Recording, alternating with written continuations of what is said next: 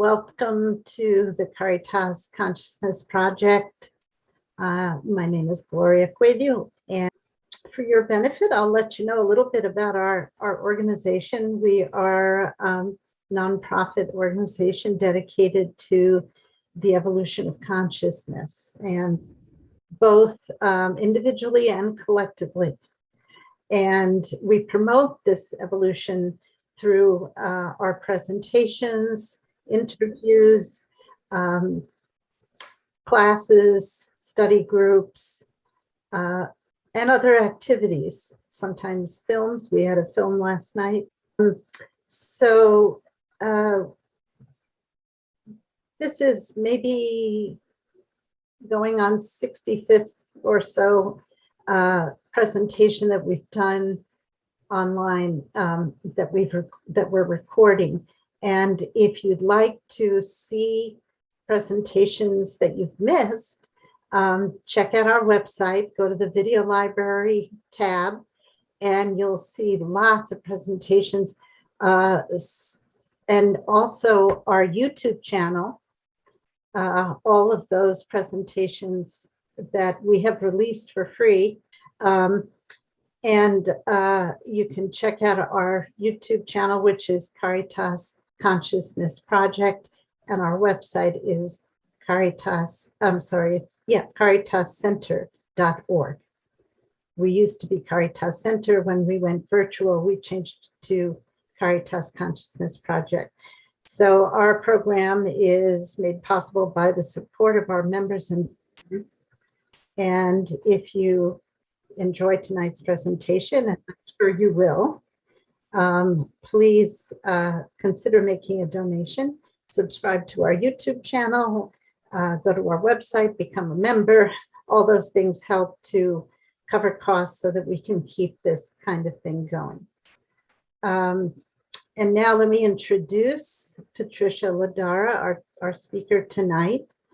And I'm going to just say a few words about her. As with many in our Western society, Patricia's first experience of being in a room with someone dying was with her mother in 1933. I'm sorry, 1993. Patricia had no idea what to expect. Hospice was not yet widely available. And in her most agonizing moment, Patricia turned to Spirit to offer prayer for her mother. The prayer was to anyone who might be listening. It was 3 words: please help her. When Patricia returned to her mother's room, everything had transformed. Her mother looked youthful, beatific, and serene. Angels surrounded her. Patricia was transfixed. A compelling force moved Patricia to her mother's bedside, where she spontaneously began singing. For her mother's final 2 hours on earth, Patricia sang at her bedside while she and her mom traveled through the spirit realms together. Patricia did not leave her body during this time. When a door opened in her heart, she became one with the subtle energies of the higher realms, while concurrently being fully present on the earth plane. Patricia has continued to visit with her mom through the years. In the early 1990s, Patricia met Swami Paramahansa Yogananda in his spirit form in the mountains of Colorado. He advised that if she practiced his Kriya Yoga, she would know her soul and her soul's work. She accepted his invitation, and Kriya Yoga continues to be her practice today. Patricia is director of Soul Passages with the Sacred Academy of Global Evolution, based in Crestone, Colorado. Okay, so Patricia, welcome, and thank you for taking the time to be with us today. Well, thank you. I'm delighted to be here. Thank you, Gloria, and thank you especially for all of your years of dedication to bringing us spiritual wisdom. So many people in the community have gained so much through all that you've brought forward. So what a great work, right? It's wonderful that you've done that. Thank you. And thanks to each of you for coming. And I have to tell you, this is such a deep honor for me to do this work. There really aren't any words to put with it other than to just say that. And I am delighted to share it with you as well. So I consider that it's actually a part of the evolutionary unfolding, that someday we will really think about death as just another transition. There's growing up, high school, weddings, grandchildren, retirement, transitioning to the other side, more things on the other side, remembering one another, seeing one another. And what I really would love so much would be if every family could have a book of how each person transitioned. Because what a wonderful way. I mean, oral stories would be great, but in case they don't quite get passed down, it'd be nice to have a book for every family, because then the children growing up will just know right from the get-go. I remember as a child asking about death, and the answer I got was, we don't talk about that. Oh, isn't that the oddest thing? I mean, and all I could think was, well, if we all do it, why don't we talk about it? But that didn't seem to really impress anyone. So it was kind of funny. So, and another thing is, really, we're living in such precarious times. And before the last couple of years, I think people generally thought, well, you know, if my parents pass, I can probably get there in time. Anyway, knowing that we have soul-to-soul communication with our families, it really doesn't matter what's happening on the world stage. We can know that we can be present with our loved ones and friends and whomever, always. And I find that tremendously comforting. And I think a lot of other people would too. So, and as with all spiritual endeavors, it is a simple process, actually, but we seem to need a lot of practice getting out of our own way. So whatever we can do today, we might not be able to do tomorrow, because another thing comes up for us to look at and alter, and then be present. So what I would kind of like to do, well, not it's what I'm going to do tonight, but what I would like for you to get from it is that we really do live in a benevolent universe, which you probably already know, but just in case you don't, we do. And that for this transition, spirit is present 1,000%. You don't have to wonder. The great beings of light, take this very seriously, and they are there. Which begs the question, well, why would they need me to do anything, right? And what I have come to understand, and there may be more to it than this, but in general, people can see me much sooner than they can see angels and saints and masters and any great beings in the other world. And it helps so much. People who are scared can be comforted, and people who just don't know what to think can be guided much sooner. And it really does help alleviate suffering. So to me, that's well worth doing. I have experienced that every single passage is unique, which makes total sense when you think about the universe. So I will be giving you different examples tonight, and then you will have a better feeling for how each passage is. And what I find is that after people hear this, then they think, oh, I wonder what my passage will be like. Yes, they want to be with their parents, and yes, they want to be with other loved ones. But really, to be curious about your own passage means that you're really open to entering with curiosity instead of digging your heels in and making it more difficult. Because the more that we can go with the flow, as they say, the easier it is on everybody. I have found that the process is a remembering. At a certain point in the process, she'll go, oh my gosh. And you will remember.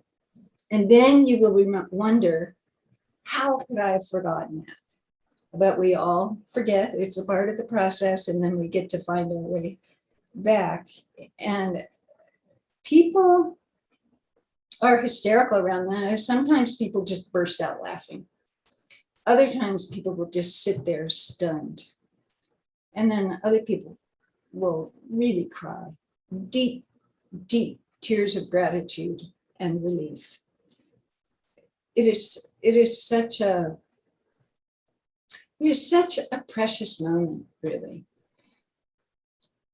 So the other thing is that the path is through the heart. And like Gloria mentioned in the beginning with my mother, the path indeed was through the heart. An actual door opened in my heart, and I was connected to this grid that spanned the whole universe. And it was a very interesting place to be. And what I gleaned from it, just in a larger sense, was that everything is a part of the universal rhythm. It wasn't like what was going on there was more important than what was going on here. What is going on here is very important. And at this time, we're deeply immersed in helping our loved ones at a very, very precious and precarious time. And what could really be more important than that, truly? And I found that, like, I could hear all the carts moving up and down the hall and announcements over the loudspeaker, because my mother was in a facility. So, and then I could be with everything in the higher realms, and everything sort of wove in and out of each other. And everything had great importance, and everything was a part of the circle of life. And it was genuinely so touching that I will never forget it, obviously. So with that said, what I'd like to do is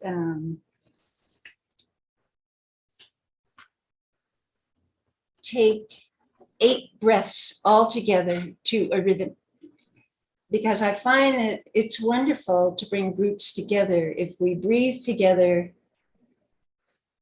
we become a more cohesive group. And indeed, in the course coming up, we will be traveling together. So we could start practicing now so that we could do that. Neurologists tell us, John Asroff, I had a class with him, and he said it only takes 6 breaths to get from the sympathetic to the parasympathetic nervous system. That is a great thing. You're going from your mind to your heart. You're going from all the franticness to the calm, and only 6 breaths. So I like to do 7 or 8 for good measure, just in case we didn't quite get it in the first part. So I have this drum, and I'll give like a count of 4 and play the rhythm that we'll be doing, so you can understand how long you have to breathe in and how long you have to breathe out. Just, you'll get the tempo. All right, so here we go. In, 2, 3, 4, 5, 6, 7, 8, and out. 2, 3, 4, 5, 6, 7, 8, and in, 2, 3, 4, 5, 6, 7, 8. Okay, so that's kind of the tempo. So everybody ready? So relax, and here we go.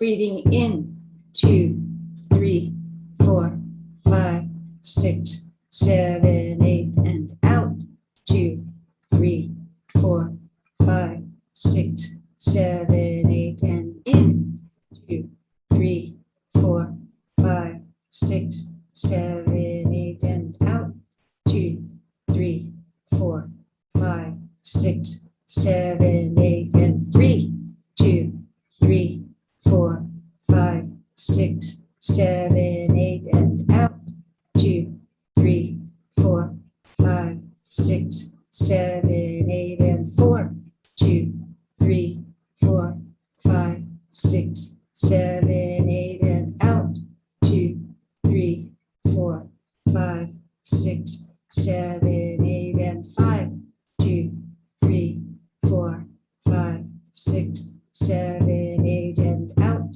2, 3, 4, 5, 6, 7, 8, and 9, 2, 3, 4, 5, 6, 7, 8, and out, 2, 3, 4, 5, 6, 7, 8, and 7, 2, 3, 4, 5, 6, 7, 8, and out, 2, 3, 4, 5, 6, 7, 8, and rest, rest, rest, rest.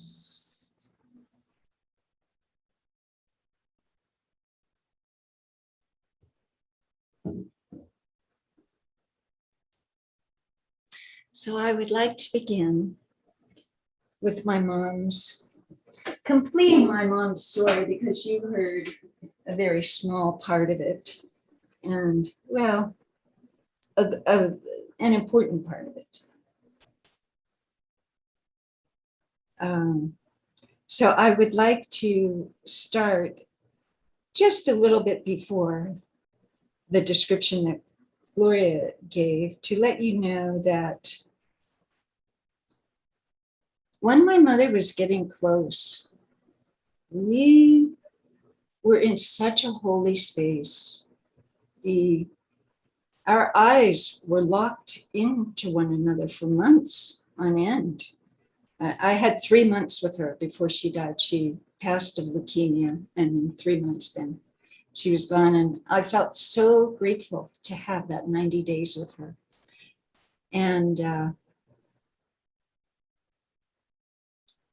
as it got closer and closer, that of course was deepening and deepening. And what I would like to share with you is that every person who came into that room, doctors, nurses, visitors, whatever, they stopped before they entered, because it was such a beautiful and deep and rich and all pervasive. And people couldn't not take it in. They really had to honor it. And that was really beautiful. And another thing that I remember happening was that this golden light just used to come in through her window. And it was so beautiful and sparkly and this, that, and the other. I thought she might fly right out the window. And the reason I'm mentioning these things is that because so often spiritual things happen when we're in a difficult position and we discount them. Not necessarily you all, because you're here. So we're trying to be more conscious, right? So we drink all of these things in. But the more we honor them and don't even give a subtle any little message that might not be true, then of course it expands. So I just wanted to share that with you because it's a beautiful, beautiful thing. So when I offered that prayer, I felt so defeated. I felt there was nothing I could do for my mother. She was in there in agonizing pain. Yes, they had her on morphine, and yes, this and yes, that, but she was in agonizing pain. And so scared, not scared of going to the great beyond, but scared because she didn't know what was going to happen between here and there. And when I offered that prayer, it wasn't that I could think of anything. I felt so defeated and so desperate. And that's all that would come out. So thank goodness that's what came out. The three most important words of my life, I think. So when I returned to her room, of course, what I could see were angels surrounding my mother, as Gloria shared with you in the beginning. And my mother looked absolutely beatific and beautiful and youthful. I could hardly believe my eyes. And of course, nobody else is seeing this but me. And not that I had time to worry about it, but it was, I just went from thing to thing to thing. There was no stopping whatever was going on with this. It had a rhythm of its own, and I just kept going. So as I began singing, you know,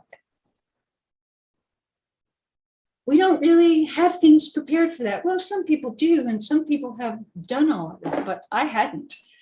And so I sang about all the joy that we shared and how much I really loved her, and that she would go first, and that then we would see her again later, so that she would understand she was going somewhere, because she was in so much pain. She had no idea what was going on half the time. And then that grid opened in my heart. And I also sang, giving her instruction. This wasn't me, Patricia, knowing the first thing about this, but my soul would come through. And now this, and now that. So it's really a wonderful, wonderful thing when your soul comes through, because they are, of course, so connected with the universe, and they haven't forgotten. They're in full swing with it, and they can tell us all kinds of things. So from there, as I was singing and I was carrying her in my arms, actually. There was a deep, deep fog. I couldn't see anything. I had no idea. So here I am with my mother in my arms in this deep fog, and I can't think what possibly is going to happen from this. And then something really amazing happened. I thought, oh, wait a minute. No, I've been here before. In fact, I have been here many times. Now, what a revelation, right? So from that, my internal sonar kind of kicked in, and we continued walking more certainly, because it felt like we had a better idea of where we were going. Profound silence, profound, deep, sacred silence, not to be disturbed. We held on to that because it was such deep beauty, and we didn't hold on to it trying to hold on to it, but it was just so in us, and such an important place to be. Momentarily, we came to a golden bridge, and so of course we were going to go across. Of course, we were right on top of it before we even realized it was there, because we couldn't see. But then when we looked down, we could see that it was a golden bridge. And then I had another realization, and it was that, oh, this is like an improvisation. Spirit moves, da, da, da, da, da, da. It's like a dance. I went, oh, how fun. And so that's a sweet thing to know. and you don't have to wonder if you can do it. You know how to do it. Your soul knows how to do it. It's just exactly that. Then we became really infused with this deeply subtle angelic music.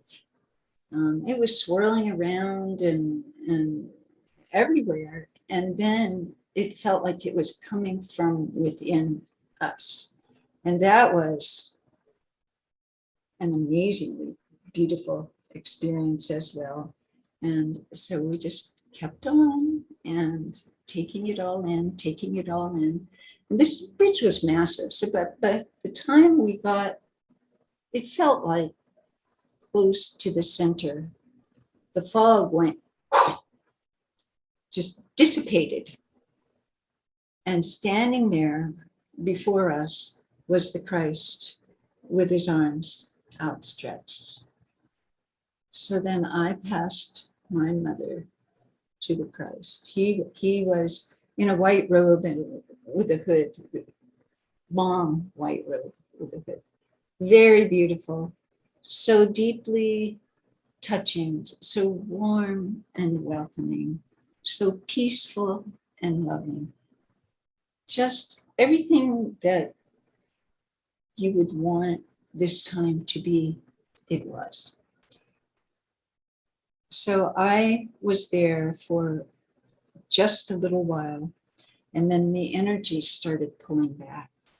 And so, of course, I started going back because the energy was pulling me, and my mother went on with the Christ. So, but to know that she is fine was the biggest gift I could ever have imagined having at that moment. Because we have all these beliefs about what it might be or this, but I knew for certain. I handed my mother into the arms of the Christ. No worries, right? So fast forward the next day. Of course, my left brain jumps in there chattering. Oh, you just made that up to make yourself feel better. And I thought, really? Did I? Oh no, I don't think I did that. That was a really strong experience. It wasn't just a little experience, and it went on for 2 hours. And no, that was real. But the left brain will hammer every time it's trying to say it just isn't. So I had a momentary doubt, but then I was in my parents' bedroom, and I kept feeling really, really exhausted, like I needed to lie down. And of course I was pushing, because I just, when somebody passes, you have 8 million things to do. And I thought I didn't have time to lie down. And so I was fighting it. But then the energy, just down on the bed I went. Well, just as my eyes were about to close, my mother appeared to tell me thank you and how much it meant to her and how much it helped. So never again have I ever wavered when this left brain thing kicks in at all. It's true. It's more true. And in fact, that world seems more true than this world in so many ways. I mean, when you're there, this can become the faded world. And over there, the sounds are more pure, the colors are more varied, you go in the water and you come out and you're dry. I mean, there are things that are so phenomenal and so rich in your knowing. And you remember, oh yes, this is how we lived. And I think it's kind of nice that the Tibetans have this word lu with 2 little dots, L-U with 2 little dots over the U. And it means baggage. And every time that you say that word, it's to help remind you that these bodies are baggage.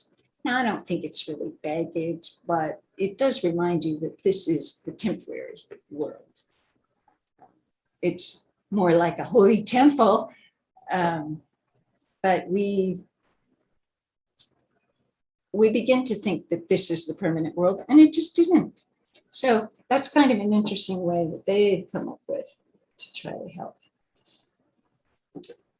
So I'd like to tell you just a few things about my dad, and then I will move on to other people. I'm not going to tell you his whole story, but I can tell you that his passing was so peaceful. He was with me in my home up in Boulder on Magnolia. And he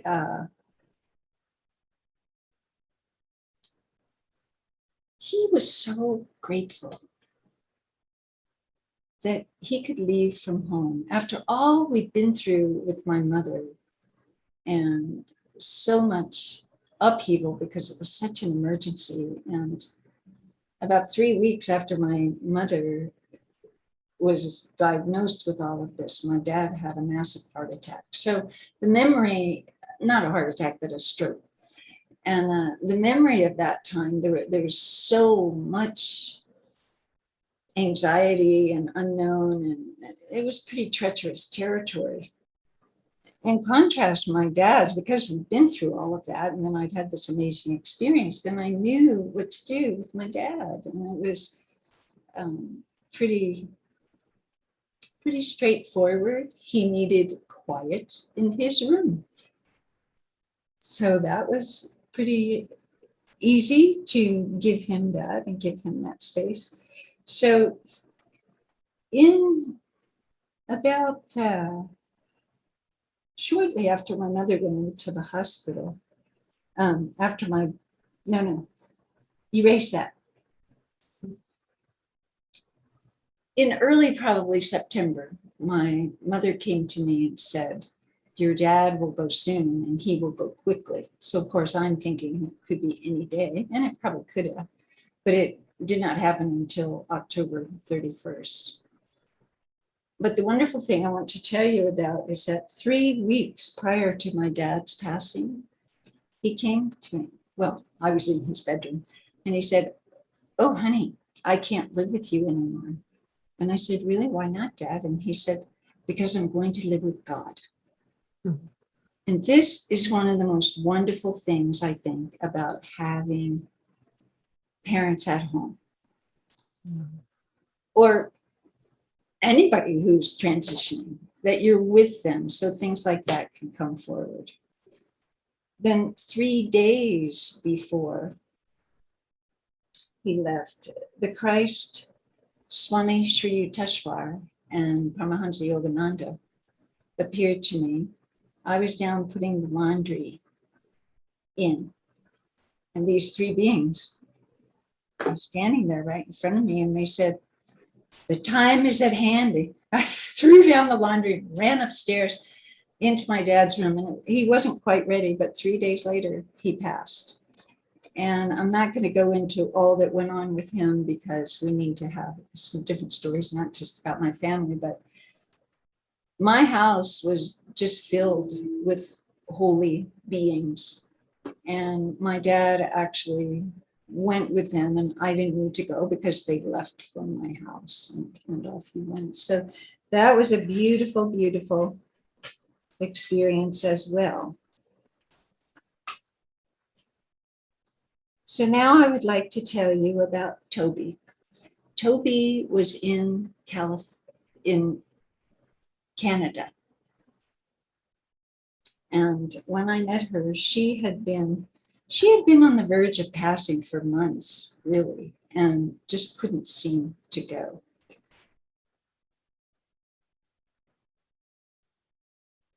So when I met her, and I'm sitting there with her, I had talked to her on the phone a couple of times, so we had had contact ahead of time. And it was hoped that I could be up there in person for her passing, but that didn't work out. So I did it long distance. And so I'm there and she says, well,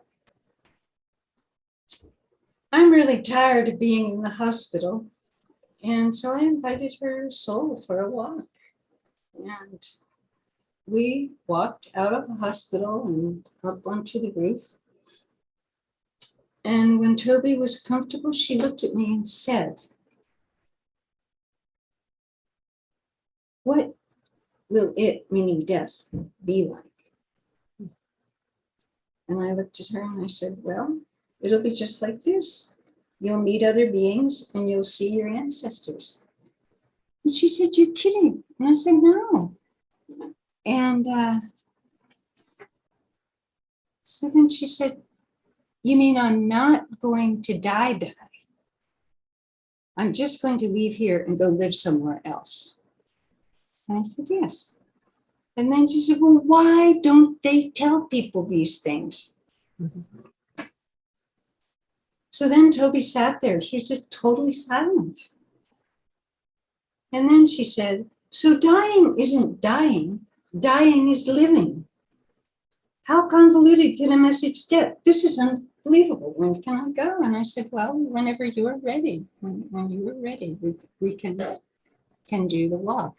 And I'm going to interject here that I think her description that I am not going to die. There are so many people that consider death as annihilation. That has been the most grievous thing for me to learn. That they would be suffering at that depth is gut-wrenching, really. So I love to tell them this story that I'm not going to die. That pretty well sums it up.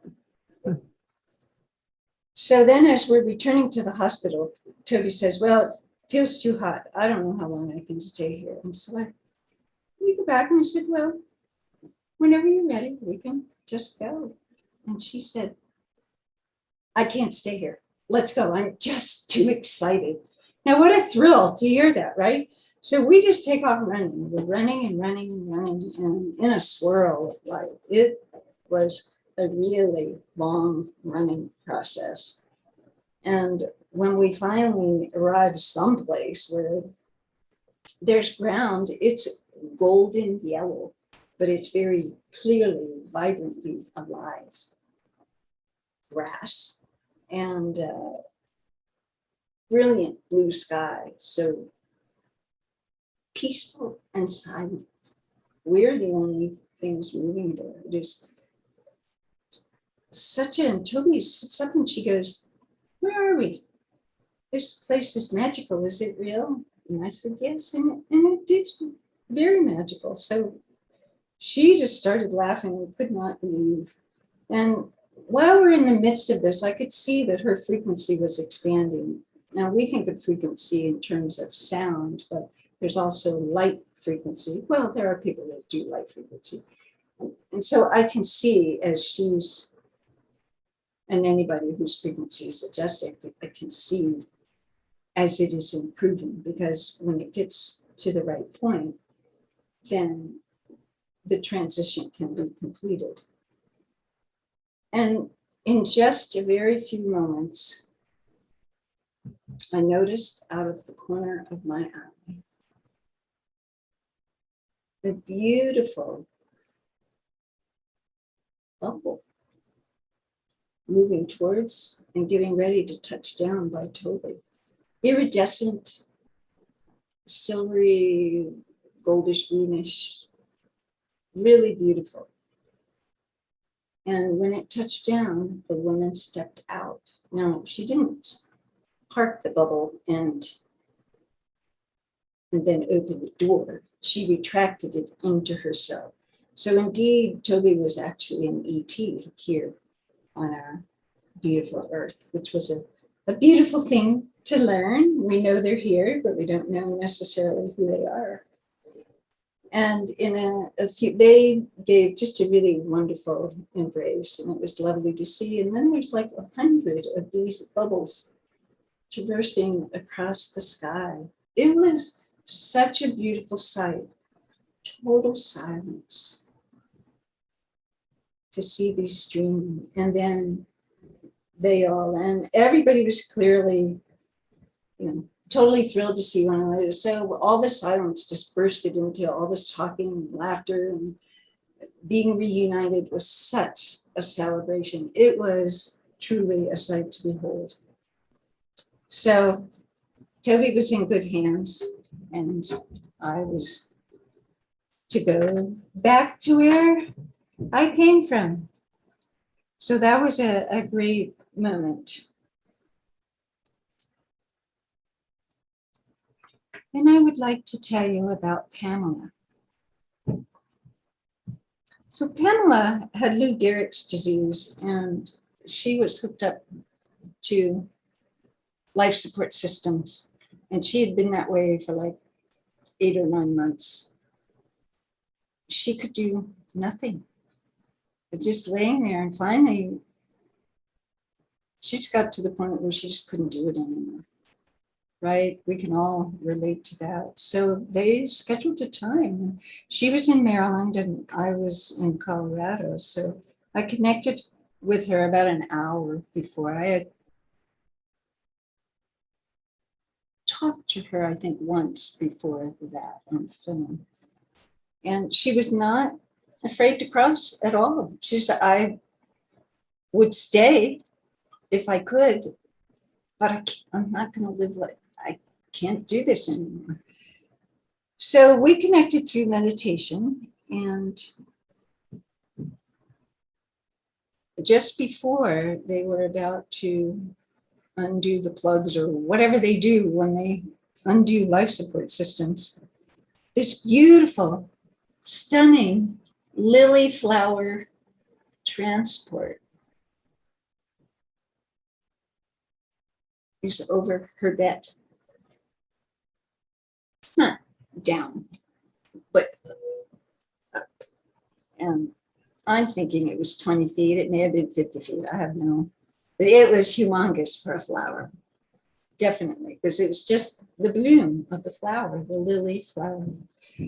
So she was,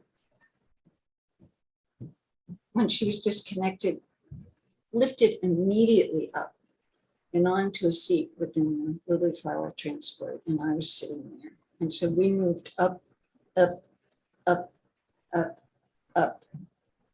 And then we were seated on an outdoor bench in the midst of really beautiful flower garden and lovely, like spring setting and waterfalls and flowing and that kind of thing.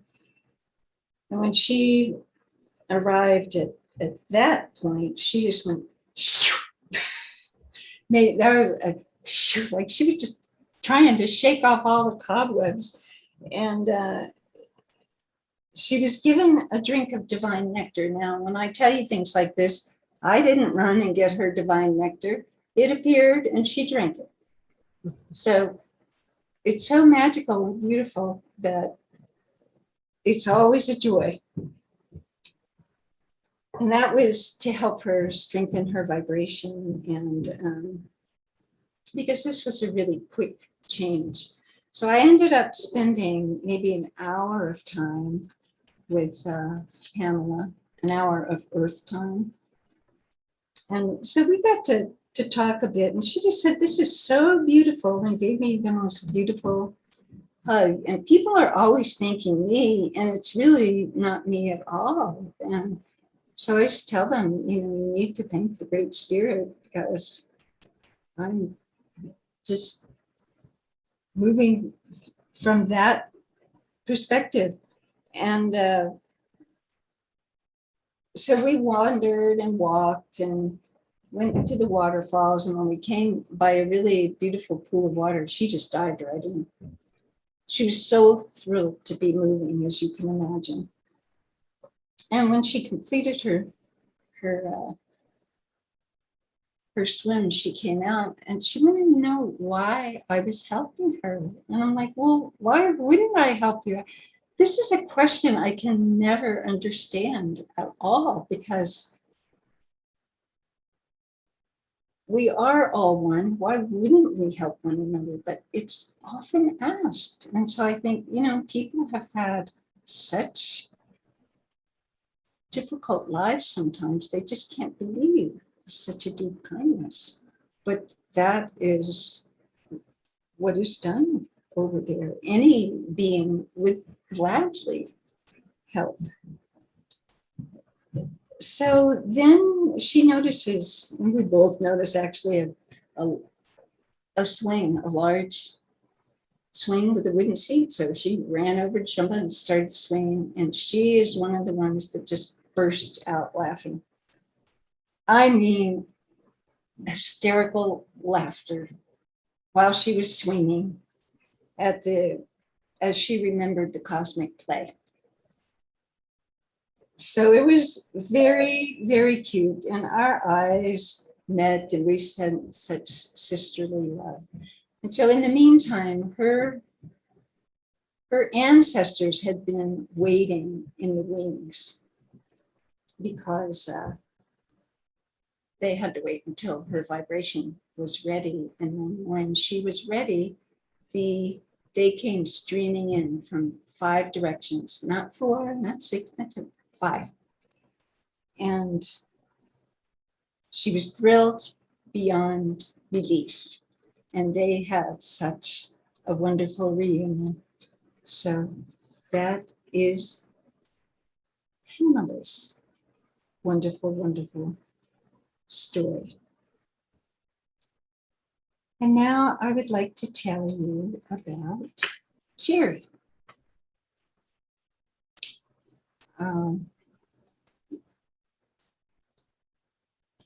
Jerry was somebody who was here in Boulder, and I got to spend time in person with him and then communicate with him soul to soul, which is from my house to his house. He loved eating ice cream and visiting with friends during his time of preparing. And you could tell his life was getting smaller and smaller and smaller, and his body was giving out. But what he was saying was, I believe in nothing. Okay. No, just whatever. Well, it ended up that really was impeding his process because he couldn't move forward as long as he was hanging on to that. So Spirit did a lot of work with him, and I was able to talk with him. I don't try to push my beliefs on anybody, really, but when they can't get across, I might say you might want to consider, or you might think about this, because they have to make the decision. I can't make the decision for them. But in this case, as we were getting close, we'd been through a purification ceremony with a feather, and his dog, Jerry's dog, was on the other side ahead of him. So the 3 of us had a beautiful purification ceremony, and that was lovely. And then one day this chant emerged, and this was Spirit trying to help Jerry to come to terms with the greater world. And so this was the chant. I don't remember the tune at all, but I wrote down the words. And so it was, one with the heartbeat, one with the purr, one with the breeze that blows through the hair, one with the great song. And that went on for maybe 10 minutes, and White Eagle was drumming during that. And so Jerry's taking that in, we hope. And then I was asking him if he could hear the dog barking at his side, and he couldn't. So we're kind of waiting for this other part of him to wake up so he can make his journey, because his body's going to give out and he's not even going to know what happened. So I created 2 message cards for him, and one was said ensconced in disbelief, and put an X over it, and then flying free for the other one. And he needed to choose which direction he wanted to go. And thank goodness he chose flying free. So that was lovely. And so we got to visit Jerry's new home. That was a thrill. We went, it was, had a little cabin with a porch and rock outcroppings, and it looked a lot like New Mexico, more like New Mexico than Colorado. And there were 5 communities around the cabin and 10 communities around the 5 and 20 around the 10. These 3 spheres that all moved together, and it felt like a star because it was pulsating this really incredible light. From there, we moved into sacred ceremony, and his community came together and they stood in a circle about an acre in size and left a little opening for us to walk through. So Jerry and the dog and I, and I'm so sorry I forgot the dog's name, but we walked through and up to the elders that were waiting for him. He was thrilled. So thrilled. This man who believed in nothing felt so welcomed and so loved and so rich with life at this point. And I'm going to read to you the poem that he came back and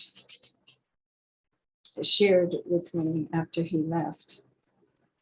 So it was Jerry of the Freedom Riders singing his song, Jerry in the joy and love all the day long, vibrant hues and brilliant stars, gazing out one sees so far.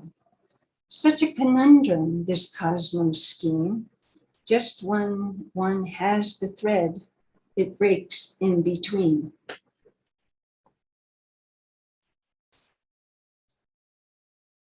The one holding and all that follows after. Such a feeling of despair and seeming disaster. The trick must be holding to the center of the theme. That way one can come and go without creating a scene. Rest is good, rest is fine. My heart does truly feel sublime. Thank you for the wonderful signs. So that was dear. Jerry is in a great place. So we're thrilled. We're thrilled, we're thrilled, we're thrilled. And I don't know how our time is. Let's see. We have just about an hour left. And do you want to maybe see if there are any questions at this point? We could do that, sure. Okay. That might be. Anybody? I was going to wait until the end, but really, it might be a good time to take a little break from. Exactly. Because there was a lot of stories all at once, but isn't it beautiful? Yeah, it's beautiful. I have a question. Yes, ma'am. Was your mother aware? Could she see what you were seeing when she was passing? Could she see the same things that you were saying, or was it just you?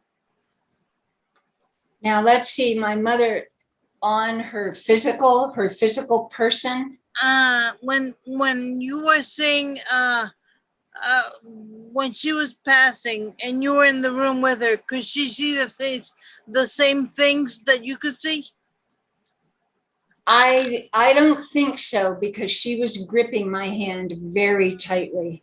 So I think often the personality might not really be able to. We can't necessarily count on that. But because I was there and and guiding her, she relaxed much more than she would have. And I don't know whether it's the pain or what. No. And my parents would not have been people to, I mean, you know, they kind of had an interesting spirituality, you know, oh yeah, that's over there, but it's not going to be here. It was kind of how they looked at things. She never shared that with you. She never shared that with you. No, but when she came back, she told me thank you. So she was aware of a lot of things going on. And she certainly could see things when we were over there. So at some point it kicked in, but I don't know where along the line that might have been. I see. Okay. Thank you. Thank you very much. Thank So, you. yeah, I was wondering something, I guess similar in terms of what point in the experience did she actually pass over, leave her body, you know, her heart stop? Her brain? Okay, so that's a good question, because what I have learned is that she was in the arms of the Christ before her body quit breathing. And that seems to hold true with people. They are where they're going to be before their body stops, however it stops. Okay. And that's a wonderful thing to know. Right. How long before? Oh, it would have been, I'm going to say maybe 10 minutes. Okay. Yeah. There is, Robin, I guess, It looks like Willow. joined. Willow. Robin sent a chat saying, loved each story. Oh, thank you. Yes, people generally love to hear a series of them, because then they get to get the idea of how individual we are. And there are common themes like fog or stairs or this or that, just like in a dream, really. But it is tailor-made for the soul that's crossing. Mm-hmm. So did Willow have a question? Yes. Hi, thank you so much. I'm really enjoying these sharings that you're giving and your experience in facilitating it. I don't know if I'll be able to stay on the whole time, so I was really hoping to get just a little bit of peek into what you plan for your course. And I suspect you probably wanted to say that to the end or anything, but I'm just really curious, like, how long were you thinking of doing it? You know, just some parameters around what you were envisioning or hoping for in terms of that. Okay, well, let's do that. Sounds good. It will be 8 weeks long, and I think an hour and a half each week. We will be doing experiential things, having lecture and practices. The thing that I really hope to accomplish, the thing that I really hope we all can do, we will try this, but I don't ever know when somebody is going to make it or not, but we will go on a journey to a place between worlds. And for the first journey, I would like to meet with a pet that has passed. And for each of the people in the class to visit with a departed pet, or maybe many departed pets. Pets are easier to connect with. They don't have all the things going on that we do. So that's easier. So, and then for the second one, an ancestor or many ancestors. And the reason I say that is because I had a gentleman one time who was in the class, and he we were going over, and he got stuck. And he got stuck because he didn't want to pick one person, because he didn't want to hurt anybody's feelings. It was the sweetest thing. And I only said one, not that it had to be one, but it didn't occur to me that it would cost it. But the energies are so precise that he just couldn't go beyond, because he didn't want to hurt anybody. So I try to tell everybody now, okay, invite as many people as you like. If you can pick one, it might be a little easier, but maybe not, just, so those are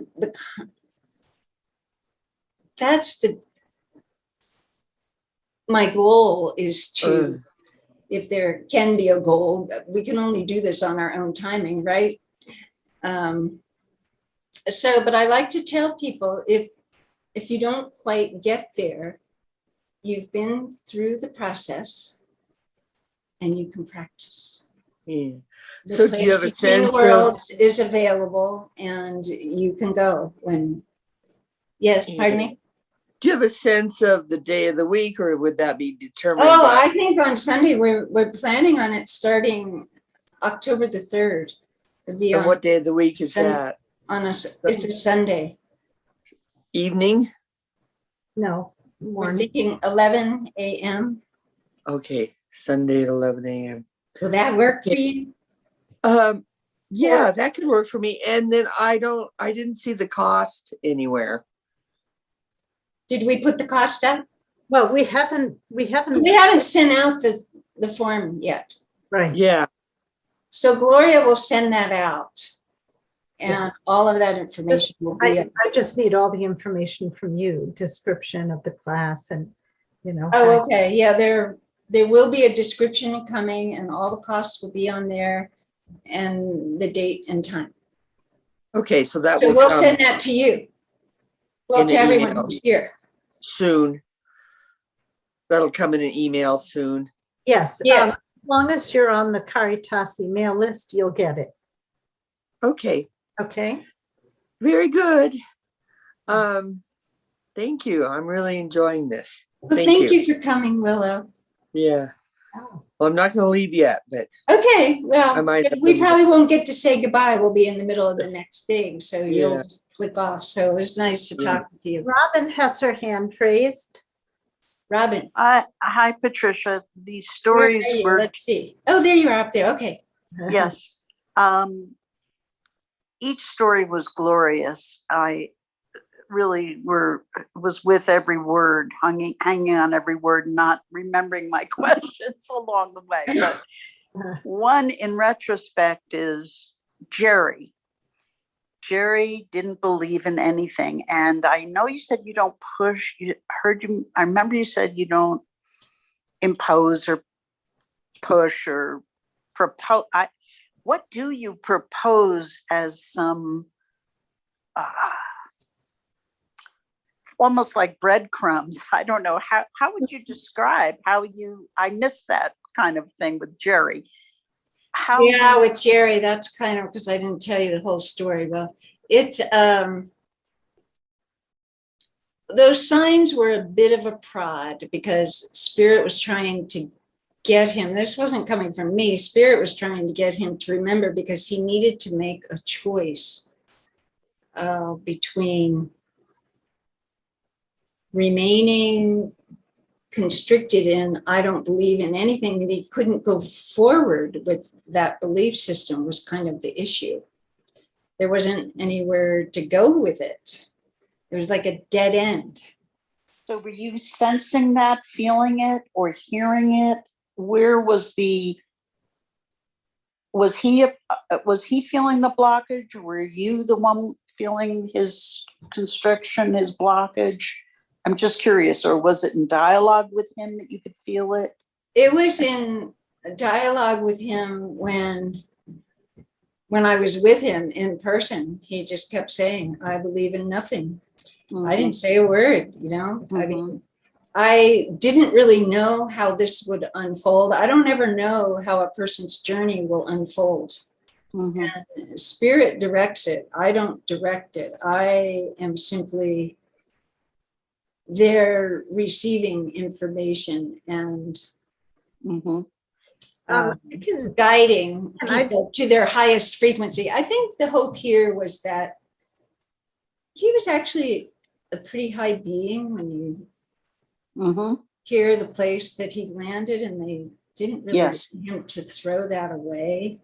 Yes. So kind of just little bits of like the chant and the purification ceremony and the signs they were not big, huge push things, but they were trying to be inspirational and hoping to help him to remember. Yes. Patricia, Yeah. did he request your coming? Did he ask you to come and help him transition? Mm-hmm. He did. So he Isn't that interesting? And something I might interject here is that sometimes when people are adamant, materialists, where they don't believe in any kind of afterlife or anything, when they pass, they sometimes they don't realize they've passed. And I can see that. Yes. Situation Yeah. where they can't figure out why nobody talks to them, why nobody can hear them. Oh, isn't that interesting? They're conscious, so they can't be dead, right? Right. According Right. to their belief system. And sometimes it takes a little while to realize. And in those situations, we've worked with them ourselves in disobsession work. And in those situations, you have to kind of try to find a very gentle way to let them know they are no longer in the body. Mhm. You are fine, but if you notice you're no longer physically, Right. They're And- not expecting to be right. conscious at all. Yeah. That's So interesting. it's interesting, but it's not really a dead end in the sense that, they're stuck forever. They figure it out eventually, Yes, they without do. help. I mean, help is always good.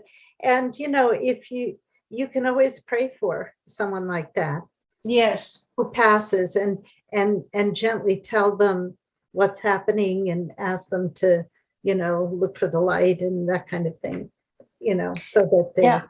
can go on. That very thing, I was wondering, Patricia, whether you prayed for Jerry to open to the spirit, whether you involved prayer for him. I Or with always pray for everybody. I pray for their highest good. And I pray for them to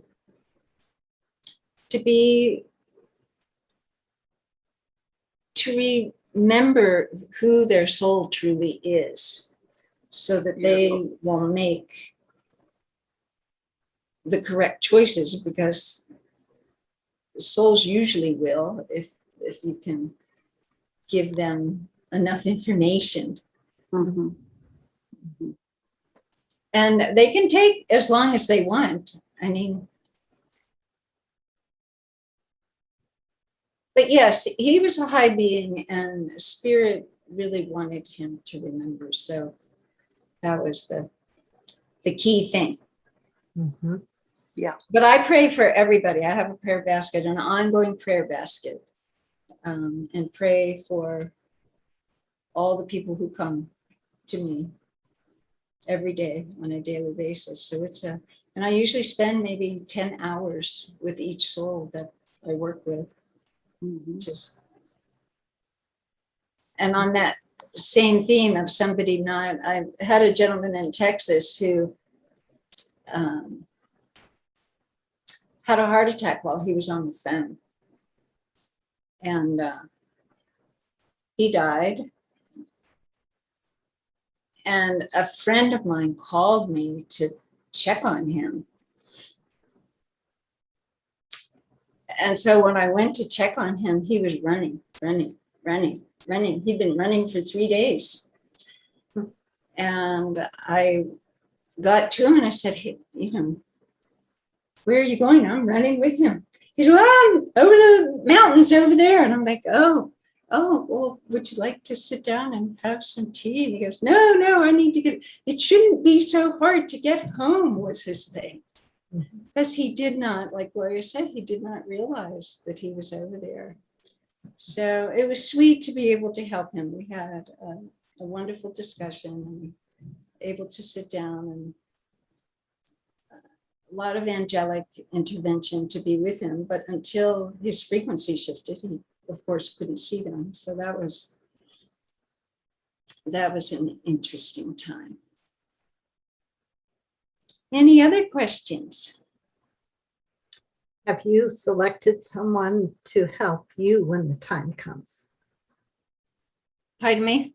Have you set up some kind of caring person who will accompany your transition? I have not. Maybe I should think about that, right? We're at that age. We need to get all our ducks in a row. Right. The Tibetans certainly do that for how many days? 40 days or something.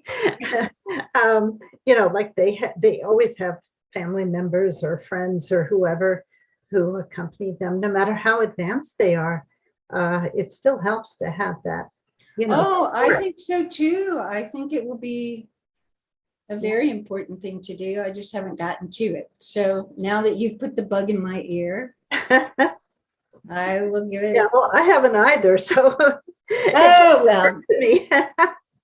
Just occurred to me as we're talking about. Mm-hmm. I have a question for you, Patricia. Do you work with hospice patients? Yes, sometimes. I mean, these are all people that are in hospice on one level or another. So I'm not formally involved with the hospice people necessarily, unless a person calls and asks me to be there. Does that make sense? Yeah. No. Like I'm not on a hospice team. I just go to people who call me. Thank you. Is that what you meant? Yeah, that's exactly what I meant. Okay. Just helping people transition. I can't remember this person. It was, I'm wanting to say Ken Page. There was somebody that used to work with people to help them take their last breath. Mm-hmm. And it was with hospice. And they would gather the family around the bed, and he would teach the person how to take their last breath and not to be in fear. And I just... Right. It's really not anything to be afraid of. In fact, I have a wonderful quote here about taking the last breath that I wanted to share because it's just so precious that I thought I would share it with you before we signed off. So I think I'll share it right now. And this was from Bill in 2018, and he came back to tell me thank you. And then he wanted to tell me how precious the actual moment was. And the way he described it was as peaceful as the loving sound of water's edge gently caressing the sand. Wow, beautiful. Isn't that beautiful? Yeah. So it's you just reminded me of a quote that I like from Tagore. He said that death is not extinguishing the light. It is only putting out the lamp because the dawn has come. There, exactly. Yeah. So beautiful. Mm-hmm. And many of the great beings say all these things, but we don't really have a connection with it until we arrive there. And then if we can remember what they said, it's a wonderful thing. Well, I could share this one from Yogananda. After his guru, Swami Sri Yukteswar, had passed, he grieved deeply. You know, he was here not that long ago in form, so it was it's in recent history, so to speak, not so far back as so many other of the great beings. But this is how he explained it once. So his guru had died, and then when he was able to see him, this was his experience. Gone was the sorrow of parting, the pity and grief for his death. Long the robbers of my peace now fled in stark shame. Bliss poured forth like a fountain through endless, newly opened soul pores. And I think that just is so beautiful, because really what this knowledge does is temper the grief, whether you're going or staying. And we have been so immersed in the grief of it all that we've lost sight of the bigger picture. And so trying to bring that back is a beautiful thing to do. And I have some quotes I'd like to share from some of the beings who have come back to say thank you. Would you like to hear those? Sure. So Evelyn came back and said, oh joy, do you ever sing the night the angels come to bring the dreaded message to your door, spring to life, then more and more. So sweet, right? I mean, it's just, it's something that's so beautiful. It just grieves me that we had so much grief surrounding it. And we're always going to miss our loved ones. There's no getting around that. When you're a human being, you're going to miss them. I miss my parents every day and people that have gone on. But also, you know, we can keep in touch with them. It's different from how it was when they were here, but it can be ongoing if you would like to have that. Then from Michael, he said, we shall sing and dance and laugh once more, because there is not such a thing as death's door. Mm-hmm. So I like the way these people frame these things. And I have this poem from Jose that I thought I might read the whole poem because it's kind of sweet. And then I wanted to actually sing one of the songs that the ancestors had sung for Priscilla, because they actually gave her instruction to help her move through her process. So you not only can call on all the great beings of light, but you can also call on your ancestors. So here's what Jose had to say about just death in general. Reams and reams, or life, this is his thing about life. Reams and reams and reams of talk, intriguing chatter, not a hawk, circling above to understand the full impact of the plan. He was kind of wishing he had done things a little bit differently. Questioning silence, hoping to discover answers which suddenly go undercover. The toneless vibration, although wrought with light, chained and locked with toil and might. Don't we do that? I mean, it's unbelievable how convoluted things get. So how I wish I had truly understood the heart. Every moment, a clean, fresh start. Wisdom pure, speaking beyond the undertow. Standing in knowing through the ebb and flow. Now in this moment, I more fully comprehend love. Gentle, pure essence, wavering never, not a glove. To dawn only for work or warmth from the cold, but rather the key to life never sold. So little words of wisdom.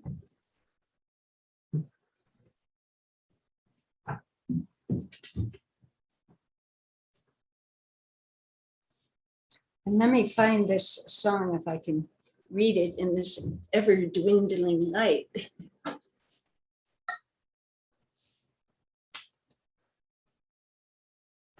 So this is the ancestors trying to help Priscilla when she was getting ready to make her transition, and they wanted to be helpful. So it's almost a page long. This is really quite a beautiful sharing from them. So it goes, oh, Priscilla, can you hear us calling you? Priscilla, we await your sound so true. Can you hear us? Can you focus on the light? We're here from you for you to welcome you to gain your truest sight. As you're walking, notice each and every sound as you're walking. Everything will seem profound. Keep your focus on the light and on God's grace. Then you will move into, with assurance, to your brand new space. Oh, Priscilla, there are wonders waiting here. Oh, Priscilla, there is nothing you must fear. Have an open heart. Let the Christ be your guide. You will see his radiance pure as a beacon in the sky. The light within and the light without will merge into one. The joy within, the joy without will vibrate like the sun. Let your cares go. They need not come along. What serves you now is staying true to the one great song. Oh, Priscilla, the love you seek is here. Oh, Priscilla, the truth will help you steer your mighty ship the voyage long. The essence of the mighty gong will vibrate true to carry you along. The thunderous waves will lap at your door. The stormy seas will pound at the door. Don't let them in. Hold your faith so dear. This will keep you from an overwhelming fear. Then the peace arrives. For that do strive. We'll be there to greet you, sweet one on high. Now that's a lot of instruction, right? Bless those ancestors. You know, Yes. Priscilla was just thrilled to hear that.